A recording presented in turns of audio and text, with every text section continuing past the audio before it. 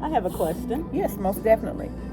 What about the growth in Lebanon in Wilson County in relation to building all these buildings, but they're taking the land from the farmers, and the farmers are not having land enough to grow their products and sell their products?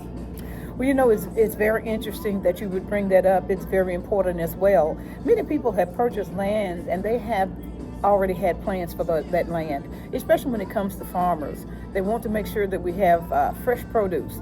They want to make sure that we're eating healthy.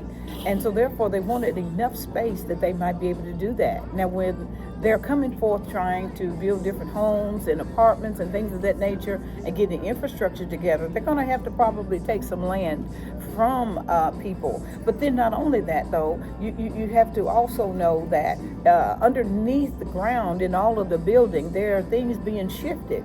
The homes are being shifted. Businesses are being shifted. The earth is being shifted. And so therefore it's causing its own set of individual problems. And so therefore that is a deep concern, and it has everything to also do with the infrastructure by way of pipes and things of that nature, roadways and bridges. Those things have to take place. And so as a farmer, if a farmer would be able to sit here with me today and ask me what can we do about that, we would do everything necessary so that we could safeguard some of this land, safeguard what people have prayed for, paid for, and purposed for. We would definitely try to do everything necessary to make sure that that would happen. And if it happens to take a shift or a turn in some of that, it will still be beneficial for them to be able to carry out what they need to by way of vegetables, vegetation, and agriculture. Okay, thank you. You're very I welcome. got one more. Yes. Assisted living homes. How can we make it affordable for assisted? I know we got choices and everything. I used to work for assisted living home, and it was all about the money, not about the care of the residents. So how can we make it affordable for the residents with good food, good medicine? I mean, because the place I lived in, worked at, was horrible. And how can we fix it? Well, listen, when it comes to assisted living or when it comes to nursing homes, things of that nature, we should have the very best. The reason we should have the very best is because most of those people that are in there, they were hard workers before they had to go in. Many times a person doesn't know that they're going to have to live in such conditions. And so they would also they still have dignity.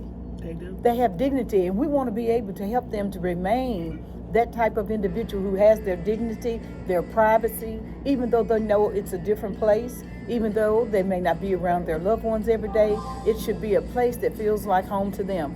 Even when it comes to food, the food should be the best it can be. Again, that goes along with agriculture, the farmers. We should be certain that every facility has the best quality care that they can give anyone that's in assisted living or even in a nursing home, things of that nature. We should make sure that they have the best doctors that would go in also to see about them. So how do we get there? It starts by employment. You have to employ the right individuals, not just people who just want a job. It has to be people who care. It has to be people who care about cooking the food in the kitchen. It has to be people who care and say, that could be me. Not so much as that could be my mother or my father, but that could be me. So they also need to put themselves in that position to see whether or not they want to be in a place like this that's going to be nice, it's going to be affordable, so much so that you would get with the government to see what type of grants, things of that nature can come into that home to help that individual to live there. Because quite frankly, a lot of people have no other choice but to really live there or nowhere at all. Thank you. You're very welcome. So again, in this district of 17, in this county of Wilson, Lebanon, Tennessee, we want to have excellence. We want to have state-of-the-art everything. And it is doable. It is possible. And it happens if we work together in a unified way. I have another question. Yes. With all of the increase of people coming in and new properties being developed, I've noticed that there are some areas that need to be positioned with a red light something for people to go in and out because there's so many people. For instance, the entry and outside, the exit and entry of the apartment there to go out into the road is so much traffic. It takes maybe 20 minutes sometimes just to get a time to go past one lane and go to the next lane. And I noticed it should be some kind of traffic light, but I don't know who do I talk to? Is that something the county commissioner can look into? Or well, I'm not saying I'm not against people coming in, but with the growth, we have to do something with the traffic and everything, so our transportation won't be so hectic. Yes, the traffic in many areas is not the best of traffic simply because it gets crowded, number one. When it comes to what you're speaking of, as far as living in an area and you cannot really get into the highway or the roadway, you want to know what we can do about that. I believe that for so many feet of a traffic light, there ought to be other lights because it makes the best difference, because then everyone else will be safe. And I believe it'd be safer than to take a chance to try to judge whether or not it's time to go or not when you're in a vehicle. And so therefore we want to keep everybody safe and alive and well.